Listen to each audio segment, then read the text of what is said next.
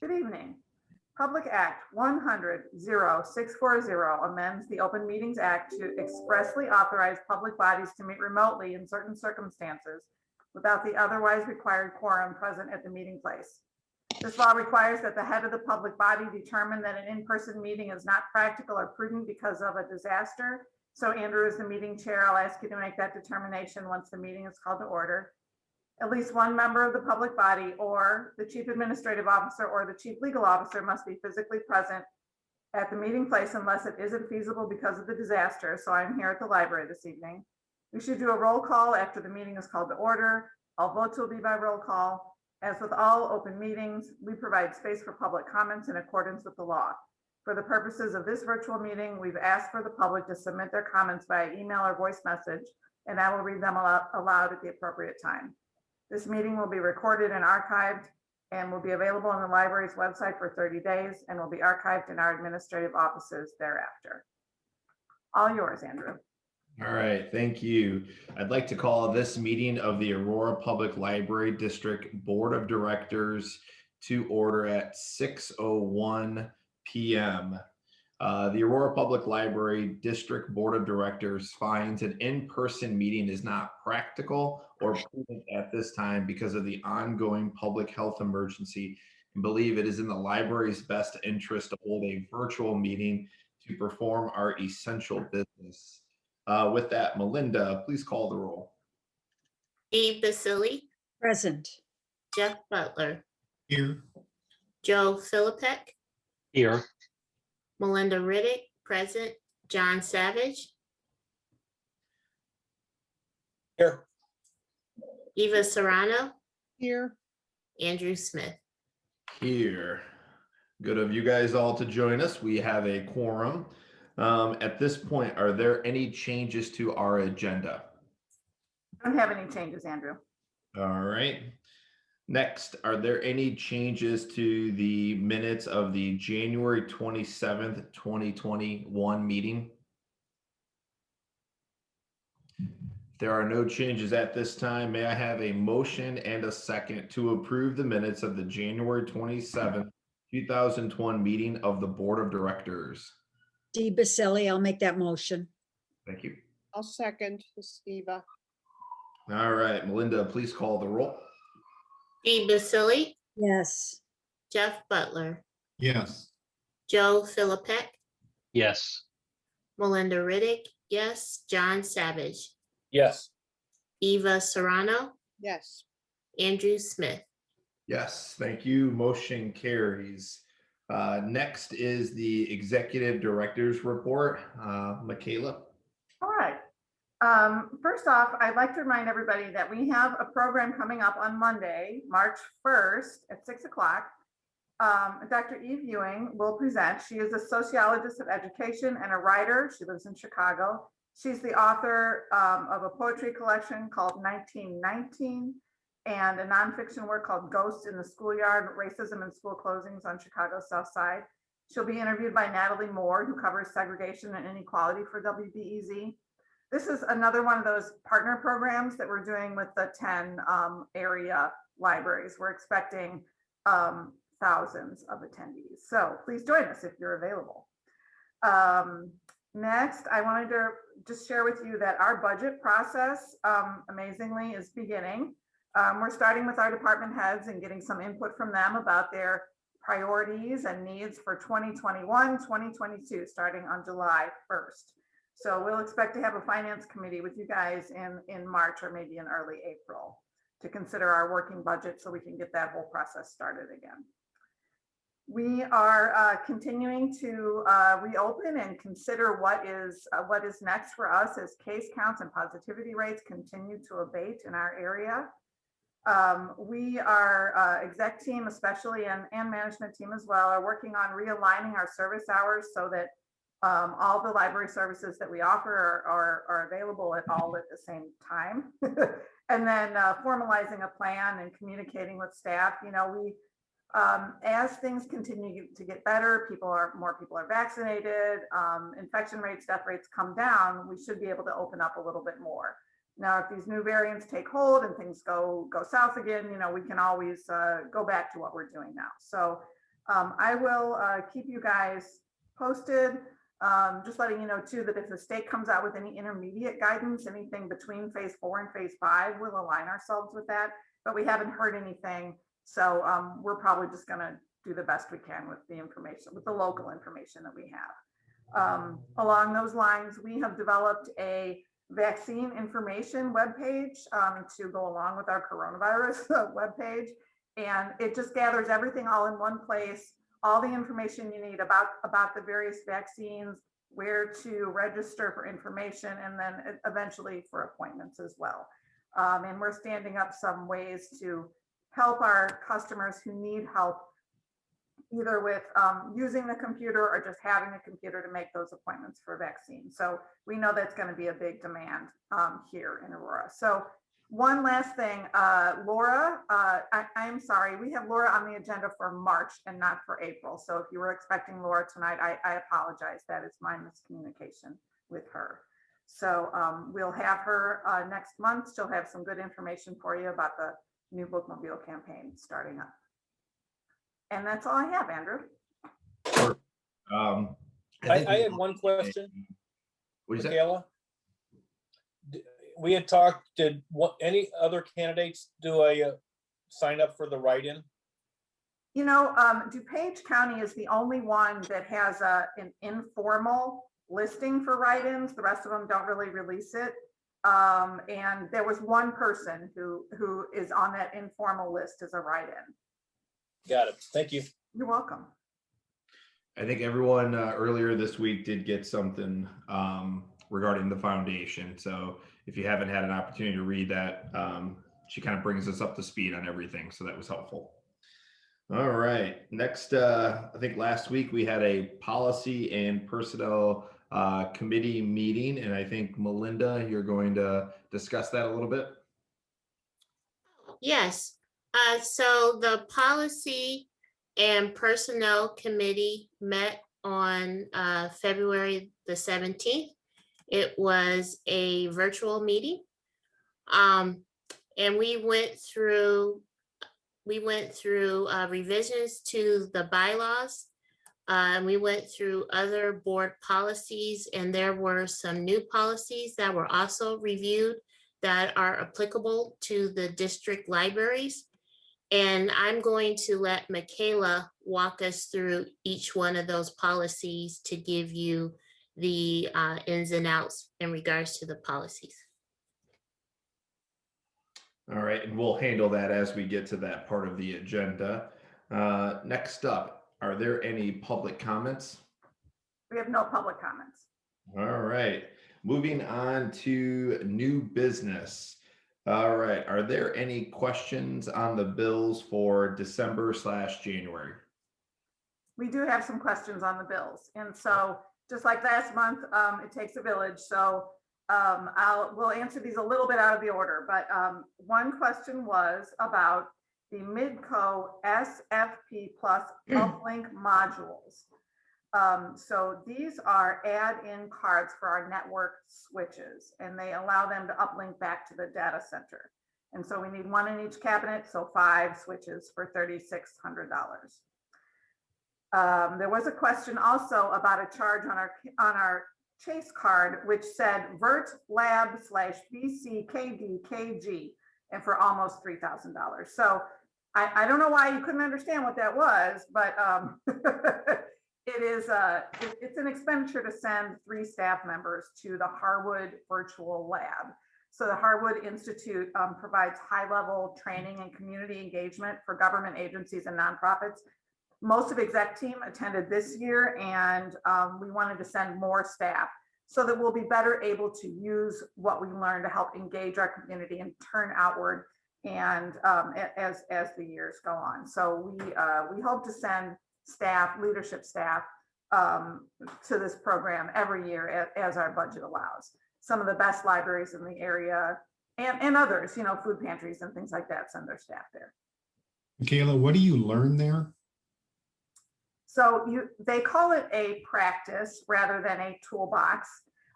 You do learn though tools and approaches and mindsets to to turn outward so that you are making decisions based on what is actually happening in your community rather than what is happening in your organization. And I think, Great. yeah, I think, bureaucracies, all government agencies, that's a natural tendency. We all, we want to look inside and see what we need to do better. And what we really need to do is look around and see what our community needs. And so Joe just dropped the link to the Harwood Institute into the chat. There's a lot of interesting stuff too. There's some free YouTube videos and things like that from the founder of the Institute. It's good stuff. Okay, good, They thank said, you. I'm sorry, you said food pantries send staff there too? They do. The virtual lab that we attended this fall, it had people from United Way groups. There were a lot of libraries there. I think they kind of group us all together. There were food pantries and other sort of social service providers from all over the world. There were people from Australia, people from all over the United States. I don't remember exactly. Tom, Heather, maybe you remember some more, but it was really, really useful, Eva. And if you want to talk more about that, offline, any of us would be happy to talk. Miriam attended, all of us here attended. Yeah. Okay, thank you. Thanks. All right, so I think we had a question about Patron Point, and I'm going to toss that over to Heather. Yep, sure. So we contracted with a company called Patron Point this year, and what their software does is it interfaces with our library software where we keep all of our customer contact information and information about patron accounts, and lets us use that in a better way to communicate with our customers. So it'll take over how we do our newsletters, our email newsletters. We'll be able to use it for hold notifications. And then one of the newer and more exciting things that we'll be able to do with it, we'll be able to use it to create new forms for registration and make that process friendlier and easier, even including verifying people's addresses so that it can all be handled through the website and we don't have to ask people to come in all the time and show us a driver's license.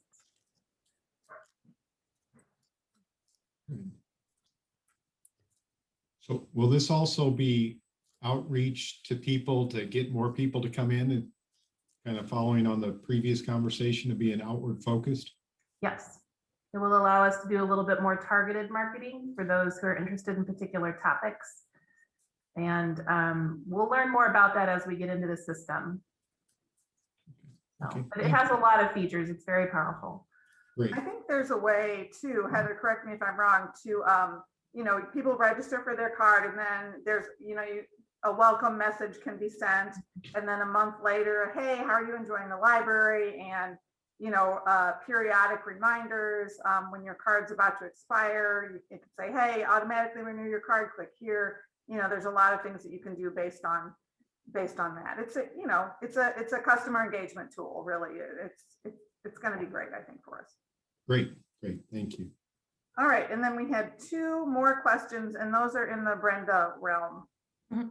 So, Okay, so the first one was about a mileage reimbursement for $406. What was this travel for?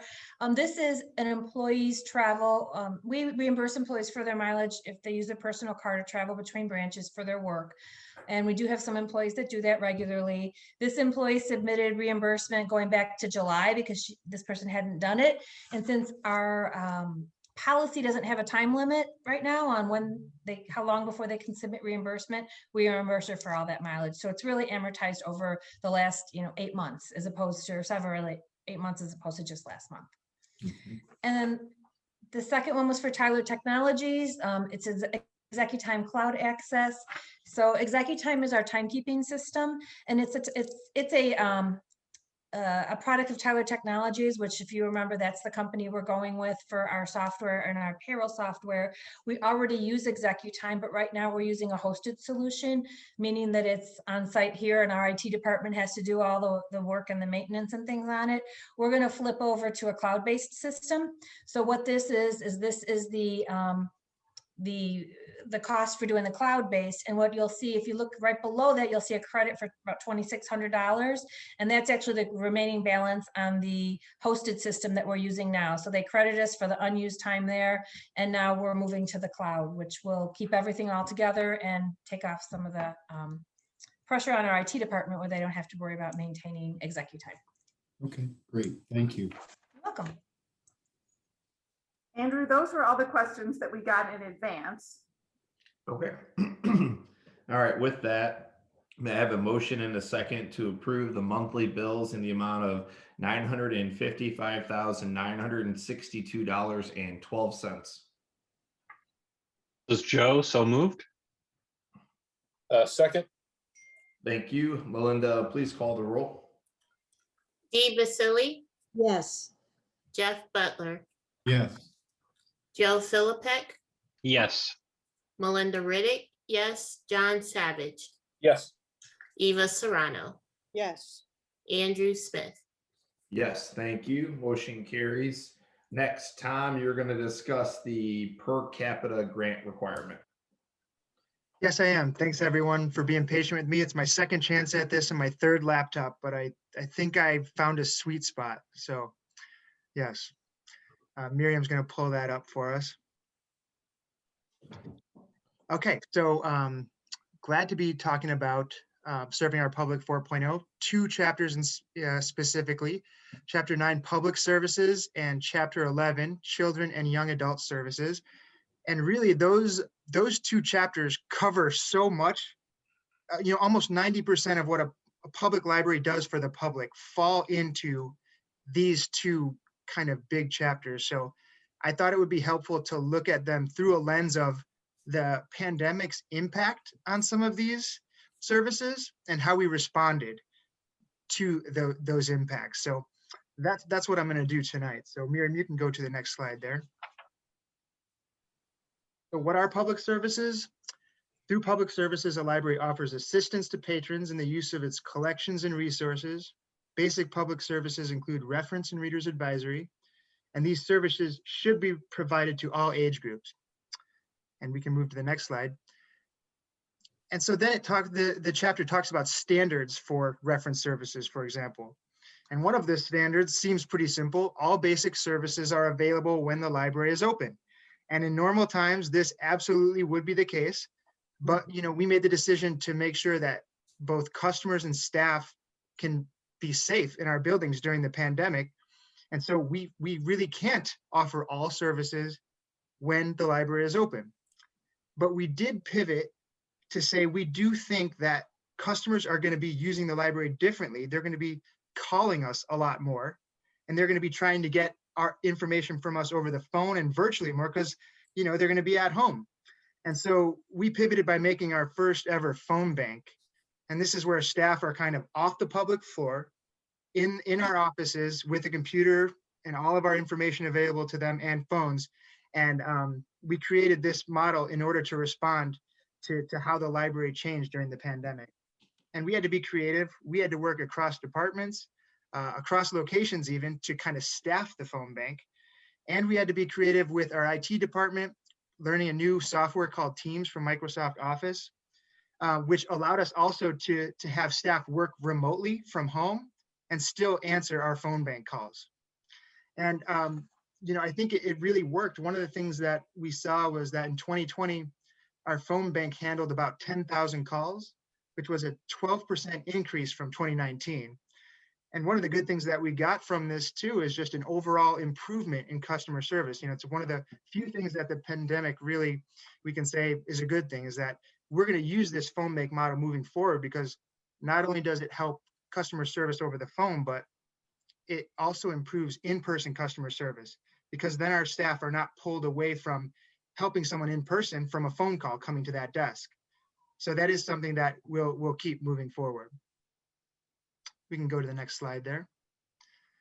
So a couple other standards listed here. The library has a board-approved reference service policy developed by staff and administration and is reviewed biannually. And we do have such a policy. It's called the Information Services Policy.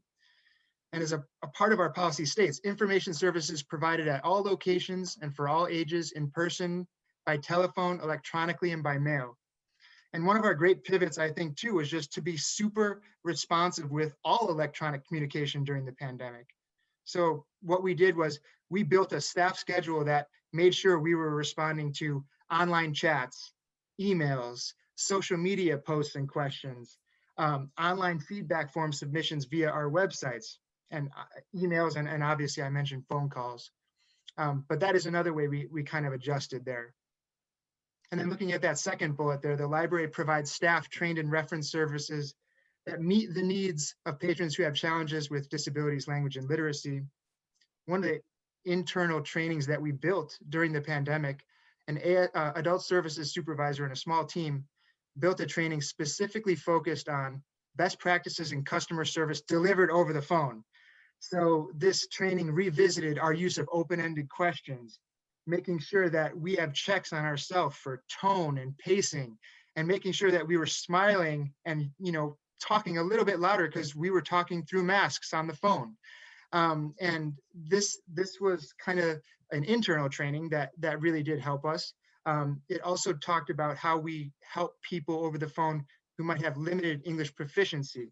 So tips that we highlighted there are the idea to slow your pace, enunciate, check back often with the customer to make sure there's a shared understanding, and then also to reduce the use of library jargon and spell out words when we need to make sure we get to a common understanding. So that you know, certainly we provide staff who are trained in reference services. That's something that we're committed to with both internal training and external training. We have a healthy budget to send staff to conferences, both local and nationally, that have reference and information services as part of those tracks. We can go to the next slide there. Jeff, I think you had a question about, you know, making sure that we have resources related to subject areas. And we certainly do. Subject areas, in my mind, mean making sure that, you know, if you think about our nonfiction collection and all those Dewey numbers, making sure we have resources that help us with those major subject areas. And I thought a good example is our database page with our subject headings at the top. You see there we have business and investing databases, health and medicine databases, news and research databases, online learning, test and prep skill, language learning, and genealogy. So yeah, our databases are a huge resource for our information staff. And obviously we have print material too that reflects that as well. All right, Next slide. thank you. Sorry, just a few more here. Next slide there. So the other part of public services was readers advisory. And the standards that are listed there are the library has competently trained staff that has thorough knowledge of popular authors and titles. And absolutely, you know, under our Feed Your Imagination pillar in 2020, our staff took in 14 different webinars around the topic of readers advisory. So that piece was, you know, continuous training for us too. And in terms of the impact of the pandemic on readers advisory, people just, you know, they're not going to come in and see our physical displays. You know, they're not going to have interactions with staff at the desks where they could ask us for suggestions to read. So I think our library did a great job of really coming up with some virtual options for folks. And our Reconnect with Reading team came up with 3 different options. We created a staff recommended web page. We have themed picks for social media that started in July 2020 and continues through 2021. And we also created new video book chats, which were 30-second videos about a new book to the library, so published within the first 6 months. And you know, this was again a way for us to kind of be responsive to our readers advisory service and need in the community. All right, next slide there. Thank you. So the Children and Teen Services chapter gives a definition as service for youth is the provision of all library services to young people ages 0 through 18 in the library and the community. Services should meet recreation and education needs with programs, print and digital collections, readers advisory, reference, outreach, library space, furniture, and library staff. And yeah, you can go to the next slide. When I think about the impact you know, that the pandemic had for both children and teen services, these are 2 services that we really rely on programming to serve these audiences. Story times, for example, or visiting and connecting with teens in schools or at in-person tab meetings. And, I think the pivot that our children's services made was incredible. We offered like around 13,000 kits and packets that we gave away this summer. And it was just an incredible kind of volume and work by our team. Our children's staff developed a craft kit that was geared for preschool age children, and STEM kits that were created with the elementary age child in mind. And we distribute about 1,000 of those over the summer, just within our departments. But then we also partnered with the city of Aurora to distribute literacy-based kits that gave away a book titled The Undefeated by Kwame Alexander and Kadir Nelson with supporting activities. And then another literacy kit that was, the theme was self-expression with supporting activities. And we worked with the city to produce these. The city funded it, and library staff curated all the content and put together all the work. And we distributed 2,000 of those. And then I will mention also that the Aurora Public Library District Foundation got in on this kit action as well. And they stopped the bookmobile campaign, again, using that word pivoted to try and help vulnerable children in Aurora in this time. And we developed packets with the Aurora Area Interfaith Food Pantry and Marie Wilkinson Food Pantry to distribute books and small motor skill items. And we distributed over 10,000 of those. And so I feel like we just did a really good job of responding to a really hard time in terms of helping children. And then last but not least, teen services and the impact of the pandemic. Again, just not being able to see teens in our buildings in any significant way. Our staff pivoted and provided over 70 virtual programs with over 700 attendees. And one of the most popular live programs we had was the How to Pay for College Without Going Broke, which was a presentation we offered in partnership with my college planning team. We had many, many parents and teens interested in that, so that was great. And Jeff, to speak to another question you had about teen advisory boards. Pre-pandemic, we were just about to kind of repopulate our boards. We had lost some teens to graduation. But then the pandemic hit. We tried to offer virtual teen advisory board meetings and just weren't getting them. So they're on a temporary hiatus. But I was a former teen librarian. I'm a big believer in teen advisory boards being a microcosm of community engagement. You work with those teens, you find out what's important to them, what challenges they face in their life, and it really can inform services. So I know staff are going to be starting that back up once we reach a period of normalcy. Great. I think that's really important going forward. So I understand the problems with not being face-to-face or in small groups, but I think it's a great thing to do when we're able to. Yes, I completely agree with that. And that's my presentation. Thank you for listening. I'm happy to discuss further too. Thank you for that, Tom. I think what I really like is you didn't just go over the material, but you showed how our library is actually working through those situations. I appreciated that because it's sometimes difficult sitting where I'm sitting to know exactly the full breadth of what we're doing during this time. And I appreciate your specific examples of this programming, this service, giving us a little bit of the numbers behind it, 13,000 this and meeting with this food pantry. So I appreciate that. You gave it a lot more life than just straight reading through the 2 chapters. So thank you for doing that. I appreciate your effort in doing that.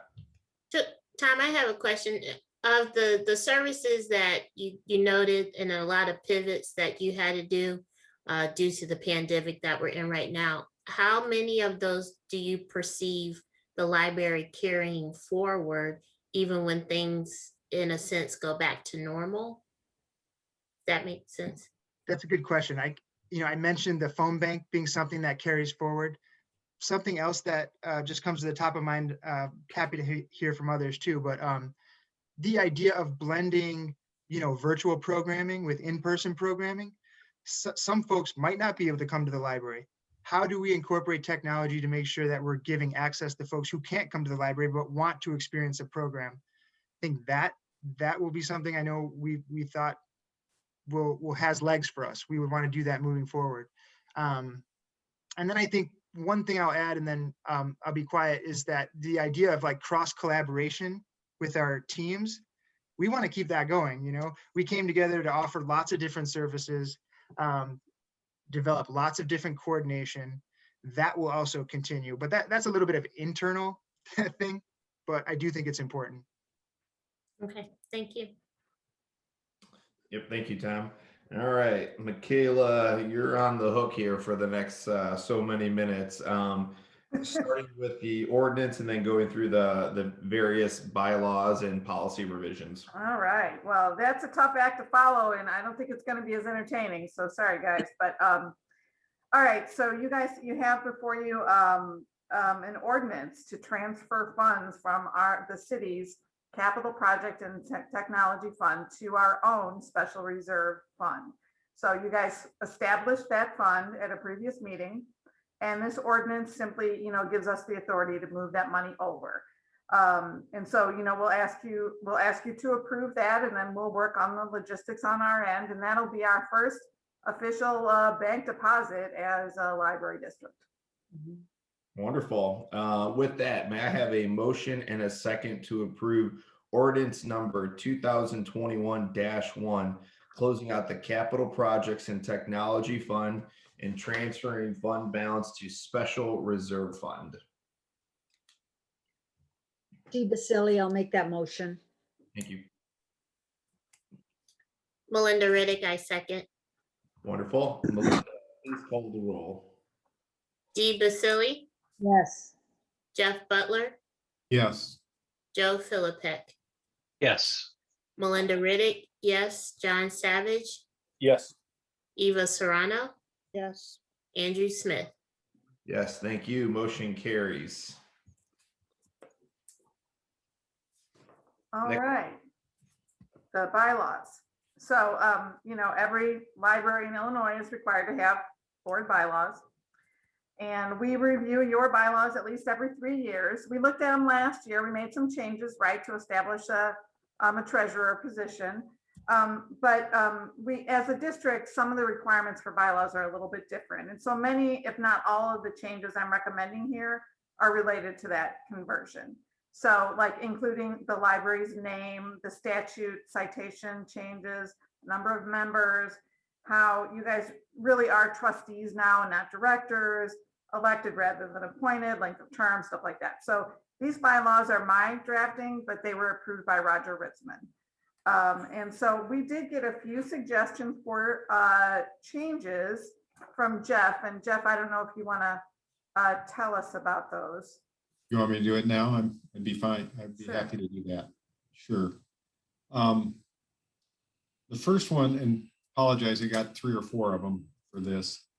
One is for 3A on the membership.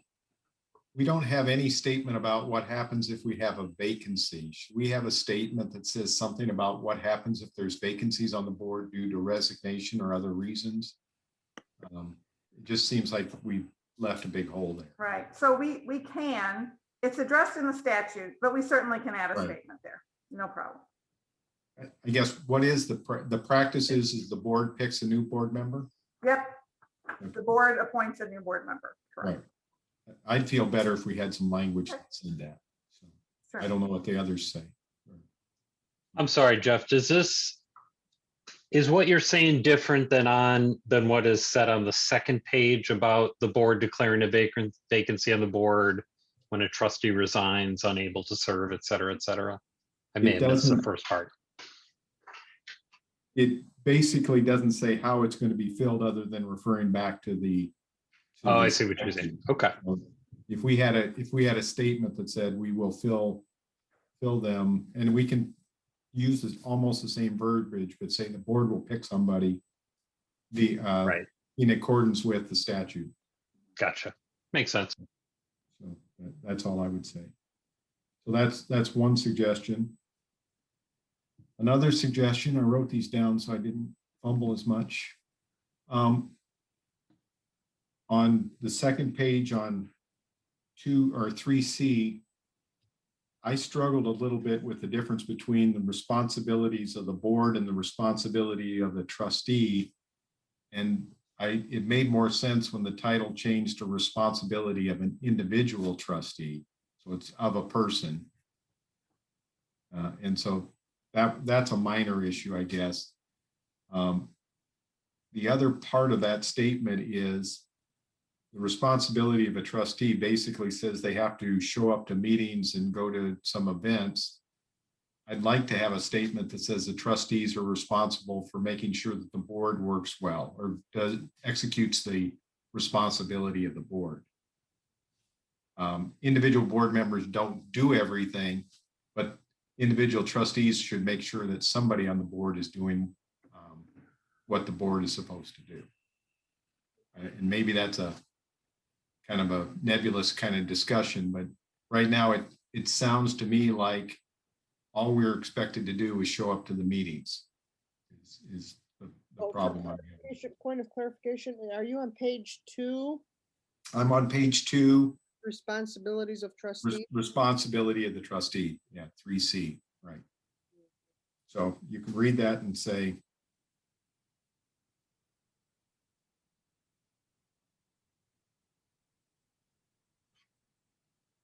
I mean, I'll just make a general comment about this section, and Michaela knows there was something I was thinking of suggesting.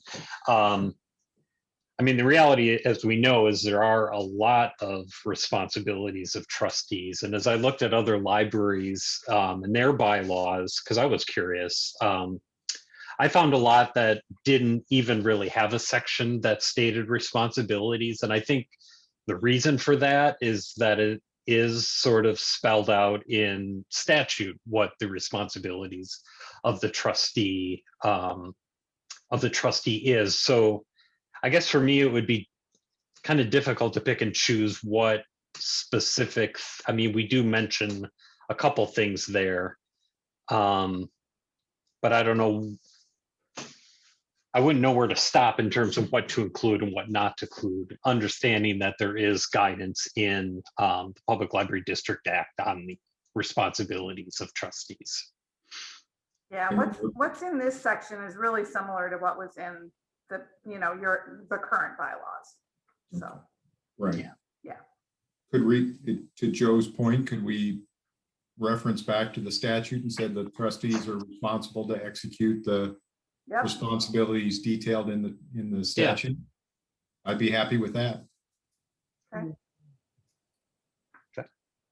Yeah, I think as long as we got to be mindful of what I call the legal or statutory obligation, and then maybe what we call just our overarching ethical obligation, right? We need to fulfill our duties as trustees to uphold the rules set forth before us, but then we take it a step further, right, with our own philanthropy and everything of that nature. I think when it comes to bylaws, we want to keep it to the legal obligation of the board members, not a policy driving bylaw, but a legally binding bylaw. I get your point, Jeff, and I appreciate that, but I think bylaws aren't intended to set policy as they much are to comply with our statutory obligation. I agree with that. So if we just refer to the statute, I think I'd be happy with that. Okay. That's fine. Sounds good. And I think I'm done with this one. I think for me. So Michaela, as a point of order, I know you have notes and we have this recorded. Do we want to approve as amended, or do we want to wait until next month? Either way is fine. You can approve as amended or corrected. And if you trust that we'll insert the proper language about the responsibilities. So I think it sounds to me like we agree that you wanted to say responsibilities of individual trustees. And you wanted to say that the individual trustees will fulfill the statutory obligations, and then with the citation. In addition, do you want to say in addition to, or do you just leave it at that?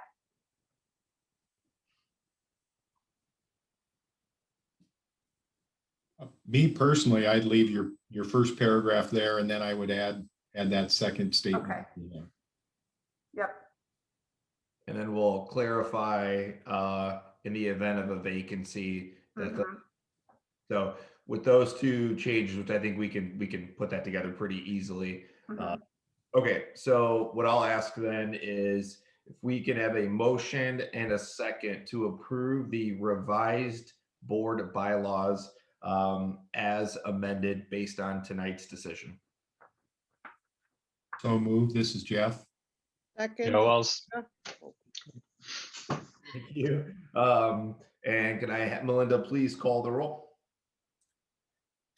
Dee Basili, yes, Jeff Butler, Yes. Joe Philippek, yes. Melinda Riddick, yes, John Savage, Yes. Eva Serrano, yes. Andrew Smith. Yes, thank you. Motion carries. Next is the approval of the reserve and accumulation of funds policy. Okay, so this policy is a new policy, mostly a new policy for us as a district. So the reserve portion of it is new, and it's required for us as a district library if we're going to maintain a special reserve. So it allows us to legally accumulate funds for specified purposes. And then I think you guys remember we talked about in a year or so, we will draft a capital plan that will outline those specified purposes. So it also allows us to accumulate funds in our operating reserve and for debt service and all the things outlined there. So this policy was drafted by Mary Myers, and it was reviewed and approved with Jamie and with Roger. So sort of as a companion piece to that, you guys have an accumulation of funds policy already and from 2014. And so the principles in that policy made sense to include in this policy. So they're all together. And so we'll also ask you separately to rescind that old accumulation of funds policy. Happy to answer any questions on this policy if I can. All right, I don't see any comments, so let's start with the first one. May I have a motion and a second to approve the reserve and accumulation of funds policy? Dee Basili, I'll make that motion. So Joe, I'll second. Thank you. Melinda, please call the roll. Dee Basili, Yes, Jeff Butler, Yes. Joe Philippek, Yes. Melinda Riddick, yes, John Savage, Yes.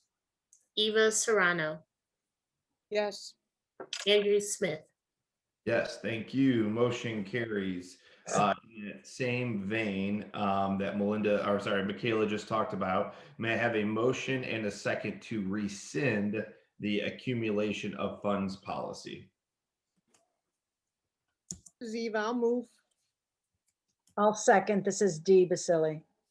Thank you. Melinda, please call the roll. Dee Basili, Yes, Jeff Butler, Yes. Joe Philippek, Yes. Melinda Riddick, yes, John Savage, Yes. Eva Serrano, Yes, Andrew Smith. Yes, thank you. Motion carries. Next is the approval of the investment policy. All right, so this is another new policy, and this is one that's required for us as an independent body. Previously, we were covered under the city's investment policy. So the policy outlines how we plan to invest our reserves and our other funds. We're really limited by statute about what kind of instruments we can invest in, and so this policy really reflects that. So this too was drafted by Mary and reviewed and approved with Marty and Roger. And happy to answer any questions about it. Michaela, this is the only things that we can invest in? Is that what you just said? Yeah, we have a requirement for prudence. Right. You know, we won't be investing in GameStop or Bitcoin or anything fun, you know, we have to be very, very careful with taxpayer money. All right, okay, thank you. All right, with that, may I have a motion and a second to approve the investment policy? Melinda Riddick, I move. Dee Baselli, I'll second that. Thank you. Linda, please call the roll. Dee Basili, Yes. Jeff Butler, Yes, Joe Philippek, Yes, Melinda Riddick, yes, John Savage, Yes, Eva Serrano, Yes, Andrew Smith. Yes, thank you. Motion carries. Next is approval of the library equipment policy. Looks like it's going to be a revision. Right, so it's a very light revision of our existing library equipment policy, which is dates from 2016, so it was time to review and revise anyway. It's mostly our name change, a few wording changes, things like that. The approval line should read Board of Trustees, so we'll get that corrected. And I should say too, all of these policies that I sent you guys, everything's in all these crazy formats and nothing looks good and our logo isn't on everything. Well, we'll get that all fixed up and we'll publish it and it'll look nice. But this is, like I said, just sort of a timely revision of an existing policy. Michaela, can you repeat what you said about a header being revised or added, or what did you say? Yeah, so the policies that are in your packet, they're in different fonts, different formats. We do this library equipment policy is the closest thing to our policy format, although it has the wrong logo on it. So we use the logo, we have a certain size heading for the title, and then there's an approval footer instead of just in the text like here. Right. We'll just make it look pretty. Well, I guess the one thing I was wondering about is whether the library also had any other kind of general equipment policy, because this policy seems specific to trustee use of library equipment. So I didn't know if that should be reflected in the title of the policy anywhere. I think you're right, and that's exactly what Jeff Butler suggested as well. Okay. So it should. Okay. It should. So because we have the internet use policy, computer and internet use policy governs the customer facing, and then the staff, the employee handbook covers that. So Got it. that's a good idea. Okay. If you all agree.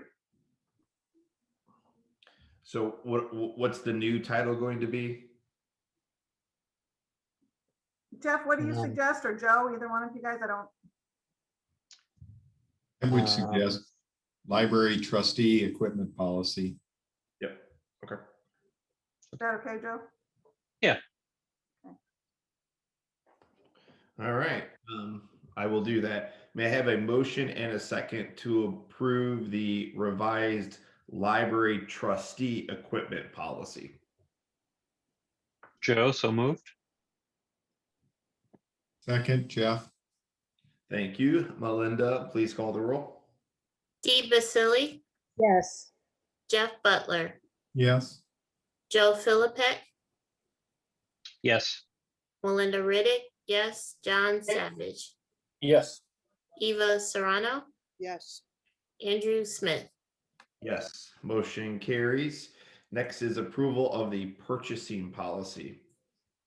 All right, this is another pretty light revision of your existing policy. So the purchasing, this is also really governed by statute. So it's not very different from our current policy. It's not very different from any other library's policy. This is just this is what the law requires. We reviewed this in 2017, so it's time. And we did run this by Roger just to be on the safe side. And he recommends that we adopt this policy. All right, are there any questions? just minor. I see one extra zero in the $25,000 in the body of the. Joe, you caught us. So if we could review this next month, no. That Yeah, one little. Yeah. Thank you. You bet. Mention that. All right, may I have a motion? I had one question. I think this is my last of the night, I hope. At one point, I thought we had that if things were more than 25,000, we brought them before the board for approval. Is that, do we not want that? The way I read this is the library just gets the competitive bids. Right. So the bid process, that is, if something goes out to bid, it is required to come before the board Okay. by the law. Yeah. Oh, that's by the law? Mhm. Can we just put in a line that says this is reviewed by the board or whatever? Or You can. that would. I know in the past, we've had trouble that a few things got purchased Mhm. without board approval, Yeah. not under the current administration, so. So what would you like that to say? The competitive bids will be brought before the board as required by law, or? Yes, competitive that would be Okay. good with me, yeah. Okay.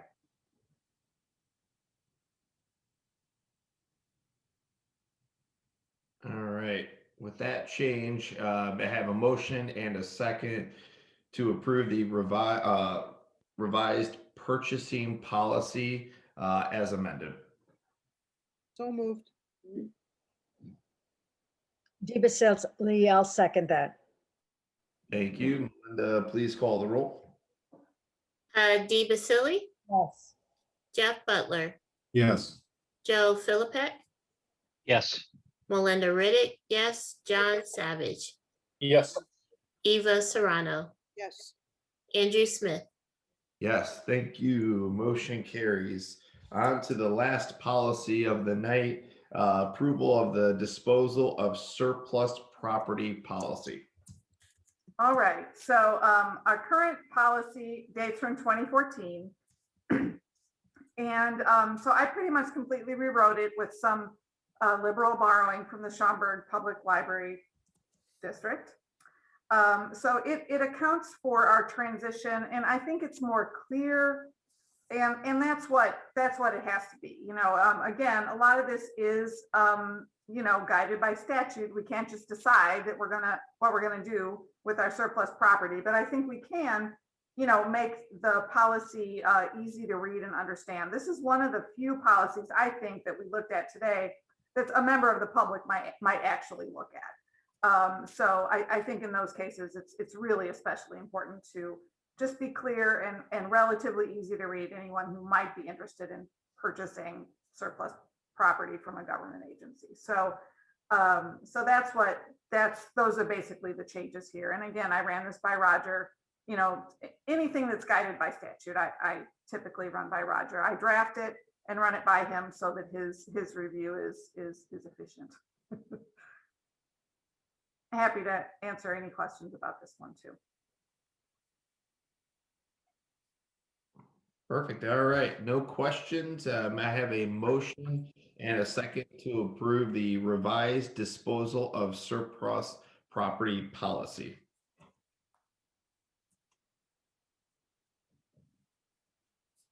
Dee Basili, so moved. Joe, I'll second. Thank you. Melinda, please call the roll. Dee Basili, Yes. Jeff Butler, yes, Joe Philippek, Yes. Melinda Riddick, yes, John Savage, Yes. Eva Serrano, Yes. Andrew Smith. Yes. All right. At this time, there being no further business for the board, I have a motion and a second to adjourn the meeting at 6:54 p.m. I'll make that motion, Dee Basili. Thank you. Second, this is Eva. Thank you. Melinda, please call the roll. Dee Basili, Yes. Jeff Butler, yes. Joe Philippek, Yes. Melinda Riddick, yes, John Savage, Yes. Eva Serrano, Yes. Andrew Smith. Yes, thank you. This meeting is officially adjourned. Thank you, everybody. Thank you, everybody. Strong work. Bye-bye. Thank you. Bye all. Thank you. Bye.